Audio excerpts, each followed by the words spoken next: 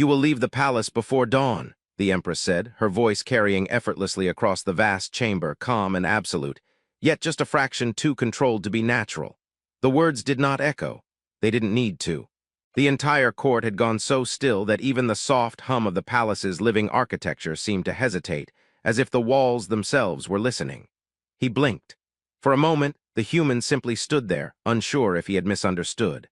The language implants behind his ear never faltered, translating alien dialects with surgical precision, but this felt wrong. "I'm sorry," he said carefully, his voice quieter than he intended. "Did I do something?" That was when the reactions began. Not from her, from them. Rows of alien nobles lining the chamber shifted ever so slightly, their tall, elegant forms catching the pale light that filtered through the translucent ceiling. Their skin, softly luminous like moonlight trapped beneath glass, flickered in faint pulses. Silver irises narrowed. Long, delicate ears tilted forward. Some leaned subtly away from him, while others leaned in, curiosity sharpening their otherwise composed features. One of them, an older figure with intricate markings glowing faintly along his jawline, actually flinched. Flinched at him. The human swallowed, suddenly very aware of how alone he was. The Empress remained seated upon her elevated throne, a structure that seemed grown rather than built, its curves organic and impossibly smooth. She looked exactly as she always did, composed, distant, untouchable. Her luminous skin cast a faint halo against the throne's surface, and her long, pale hair drifted slightly, as though suspended in water rather than air. But her eyes did not meet his. "You will depart," she repeated, more quietly this time. "Immediately." No explanation, no accusation, nothing. A faint, awkward laugh escaped him before he could stop it. "That's very sudden. I just got assigned here. My entire job is to be here." A ripple passed through the court, subtle, almost imperceptible, but unmistakable. Not amusement, tension, the kind that made spines straighten and breathing slow. He scratched the back of his neck, trying to ease the strange pressure pressing in from all sides. "If this is about the diplomatic dinner earlier, I swear I didn't mean to offend anyone. I thought your cousin was joking when he asked if humans actually fight each other for fun." A faint murmur this time, somewhere between shock and disbelief. The Empress's hand tightened slightly against the arm of her throne. "You spoke out of turn," one of the nobles hissed, his voice thin and sharp. "You laughed." "Yeah," the human said, glancing over. "Because he said he wanted to see it live. What was I supposed to do, organize a demonstration?" A few heads tilted at that. Confusion, not offense. The human exhaled slowly. This was going exactly as badly as it felt. "Look," he said, turning his attention back to the Empress, softening his tone. "If I crossed a line, just tell me where it is. I can fix it. That's kind of what I'm here for." For the first time since the decree, she moved her gaze toward him, and the room changed. It was subtle, so subtle he might have imagined it, but the air itself seemed to tighten, like the moment before a storm breaks. Her silver eyes locked onto his, and for a fraction of a second, something flickered there. Not anger. Not indifference, something far more dangerous. "Some things," she said slowly, "cannot be fixed." A pause, then she stood. The entire court bowed in perfect, synchronized motion, their movements fluid and reverent. The human hesitated, just long enough to notice that several of them were not bowing to her. They were watching him, closely, measuring, as if trying to understand something that didn't make sense. "You will be escorted," the Empress continued, descending the steps of her throne with quiet, deliberate grace. "Your transport will be prepared." She passed by him without another glance, or so it seemed. But as she moved close, just for a heartbeat, he felt it. A shift. Her presence, usually distant and cold, faltered, barely, like a crack in glass you could only see if you were looking directly at it. "Do not speak to anyone," she added, so quietly that the words barely reached his ears. "Do not remain here longer than necessary." Then she was gone. The court dissolved into motion almost instantly, nobles whispering in low, urgent tones as attendants began to reposition themselves with practiced efficiency. The tension didn't disappear. It simply changed shape, slipping beneath the surface. Two guards approached him. They were taller than the others, their luminous skin marked with faint geometric patterns that pulsed in slow, rhythmic intervals. Their eyes were sharper, more focused, trained, dangerous. "This way," one of them said. The human raised his hands slightly. "Right, being escorted out, great, love that for me." Neither guard reacted, he sighed. As they led him out of the grand chamber and into the winding corridors of the palace, he couldn't shake the feeling crawling up his spine.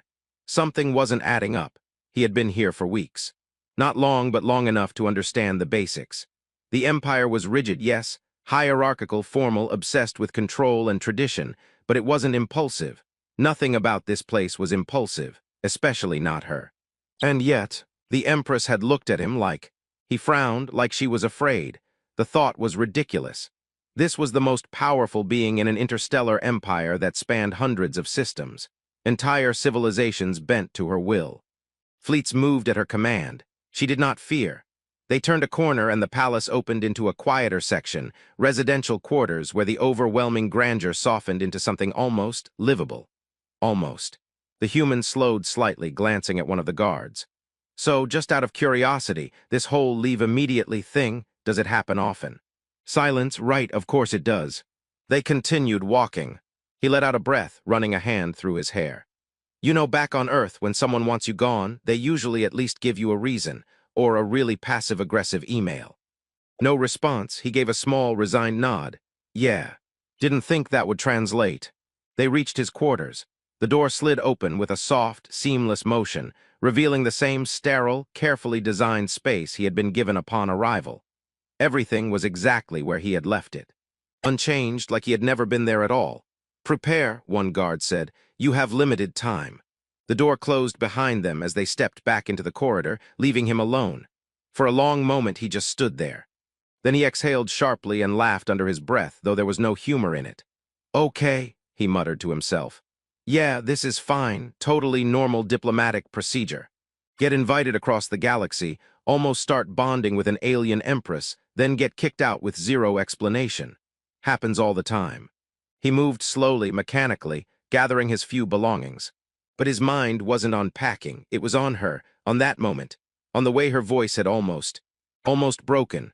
He paused, his hand hovering over his bag, and for the first time since the decree, a different thought crept in. Not confusion, not embarrassment, something sharper, something colder. Yeah, he murmured quietly. No, that didn't feel like rejection. His gaze shifted toward the door, toward the corridor beyond, toward the place where she had stood. That felt like... He didn't finish the sentence, because he didn't have the answer yet, but whatever it wasn't over. The palace had never felt this quiet before, not peaceful, never that, but watchful. He noticed it the moment he stepped back into the corridor with his bag slung over one shoulder. The guards were still there, exactly where he had left them, standing like carved figures beneath the soft glow of the living walls. But it wasn't just them anymore. Others had gathered, not openly, not enough to be called a crowd, but enough. Tall silhouettes lingered at the far ends of the corridor, pretending to be occupied with anything but him. A pair of nobles stood too still near an archway, their elongated eyes tracking him in the reflection of the polished floor. Even the attendants, usually invisible in their efficiency, moved slower, quieter, as if trying not to draw attention while absolutely paying attention. To him, he adjusted the strap on his shoulder and gave a small, awkward smile to no one in particular. Okay, either I became very interesting overnight, or I forgot to zip my bag, and this is all about that. No reaction. One of the guards gestured forward. We proceed. Right, he muttered, proceeding. They walked, the corridors twisted elegantly, curves flowing into one another in ways that made orientation feel optional. Soft bioluminescent veins pulsed beneath the walls, casting shifting light across smooth surfaces. It should have been beautiful, it was, but now it felt like the inside of something alive, watching. As they moved deeper, the presence of others didn't fade, it multiplied. A group of younger nobles stepped aside as he approached, their luminous skin flickering faintly with what looked like nervous energy. One of them, a woman with pale violet undertones to her glow, tilted her head as he passed, studying him with open fascination. He is smaller than expected, she whispered. I'm right here, he replied without missing a beat. She startled. Actually startled. Her eyes widened slightly, and for a second the composed elegance cracked, revealing something much more human. Oh, she said softly. You heard that. Yeah, he said, offering a faint shrug. Perk of having ears. One of her companions leaned in, his voice lower. Is it true? The human slowed, glancing between them. Is what true? That you stood before the Empress without lowering your gaze. He blinked. I didn't realize that was a rule. A silence followed, not shocked this time, something else. The violet-toned noblewoman's eyes flickered, her voice barely above a breath. It is not a rule. That made him pause. Then why does everyone look like I just walked through a battlefield holding a bomb? He asked. None of them answered. The guard stepped forward slightly, a subtle but firm signal. Move. He sighed softly and resumed walking. Tough crowd. But the question lingered. Not a rule. Then why did it matter? They continued through another long stretch of corridor, the architecture opening into a wider hall where the ceiling arched high above, transparent and revealing the endless void of space beyond. Stars burned cold and distant, scattered like fragments of something broken. He slowed again just for a second. Even now, even like this, it was hard not to look. First time I saw that, he said quietly, nodding upward, I thought it was a screen. The guard closest to him spoke without looking. It is not. Yeah, he murmured. Figured that out eventually, took me a minute though. A beat passed. Then, unexpectedly, it unsettles most, the guard added. The human glanced at him, surprised. The stars. The emptiness. He huffed a small laugh. You should see Earth's internet, way more unsettling. No response, but the faintest flicker of something passed through the guard's expression. Not quite understanding, not quite disapproval, something in between. They kept walking. And then, it shifted again, the atmosphere subtle but undeniable. The further they moved, the less curious the gazes became, and the more calculated they felt. At the entrance to the next corridor, a figure stood waiting. Older, taller than most. His luminous skin carried intricate, branching patterns that pulsed slowly, like veins of light beneath the surface. His eyes, sharp, metallic, locked onto the human the moment he stepped into view. The guard stopped. So did he. Well, the figure said smoothly, his voice carrying a quiet authority that pressed against the air. This is unexpected. The human shifted his weight slightly. You're not the welcoming committee, I'm guessing. The alien ignored that. His gaze didn't waver. You were not meant to remain this long. Something about the phrasing made the human's chest tighten. I've been here 3 weeks, he said carefully. Yes, the alien replied. Exactly. A pause, the human frowned. Okay, I'm starting to feel like everyone else got a script except me. The figure took a step closer. The guards tensed, not visibly, but enough. The Empress shows unusual restraint, the alien continued, tilting his head slightly. It has created complications. Restraint, the human echoed. She just kicked me out. Yes, the figure said softly. That is the restraint. Silence fell between them, cold, heavy. The human felt it then, that creeping sense that whatever was happening here had very little to do with diplomacy. And if I didn't leave? He asked, the words slipping out before he could stop them. The reaction was immediate. The guards shifted. The watching figures at the edges of the hall went still, and the older alien smiled, not kindly, not cruelly, just knowingly. Then, he said, his voice lowering just enough to carry weight, we would finally see what you are. The human stared at him. I'm a guy with a bag, he said flatly. The alien's eyes flickered. Are you? A beat, then he stepped aside. Go, he said almost lazily, before the Empress changes her mind again. The guards didn't wait. They moved forward immediately, guiding the human past him down the corridor away from the encounter. But the human didn't look forward. He looked back, just once. The alien was still watching him, not with curiosity, not with suspicion, with certainty, and for the first time since arriving in this empire, the human felt it, not confusion, not awkwardness, not even fear, something deeper. Like he had stepped into a story that had already begun long before he arrived, and everyone else already knew how it ended. Everyone. Except him. You're leaving too quietly. He froze. The corridor behind him had been empty a second ago, silent dim, stretching endlessly back toward the heart of the palace. Now she was there.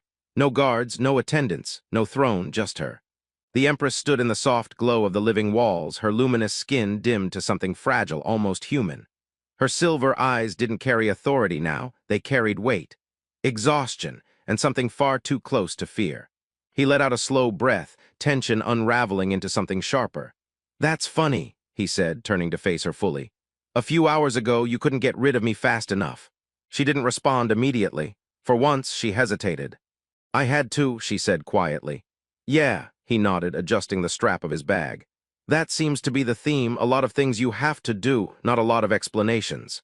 Her gaze dropped for a fraction of a second. That was all it took. Something in him shifted. Don't, he said, softer now. Don't do that thing where you look like you're about to explain everything and then don't. A faint, almost invisible flicker passed across her expression. Then she stepped closer. Not as a ruler, as something else. They will kill you, she said. No ceremony, no distance, just truth.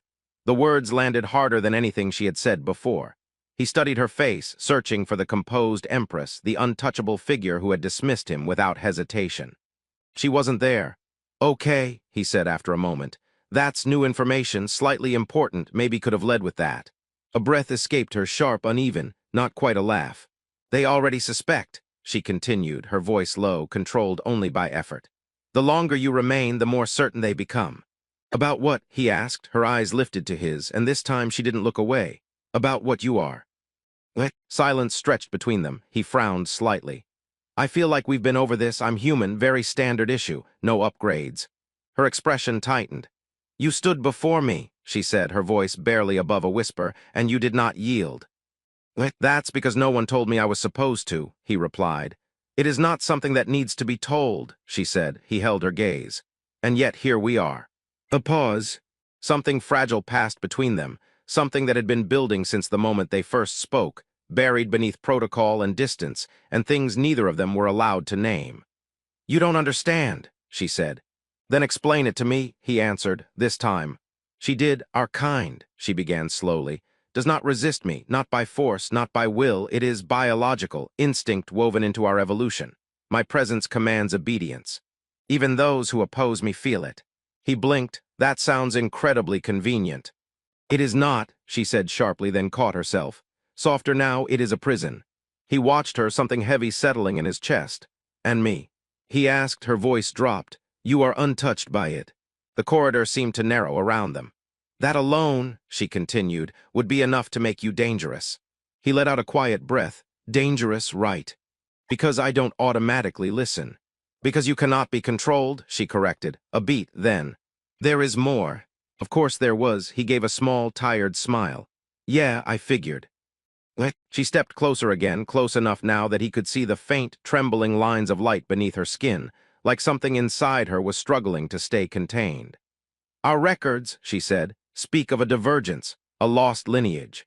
Long before the Empire, before the throne, there was a branch of our kind that broke away. They rejected the hierarchy, the control. He felt it then, that quiet, creeping certainty. And you think, he started slowly.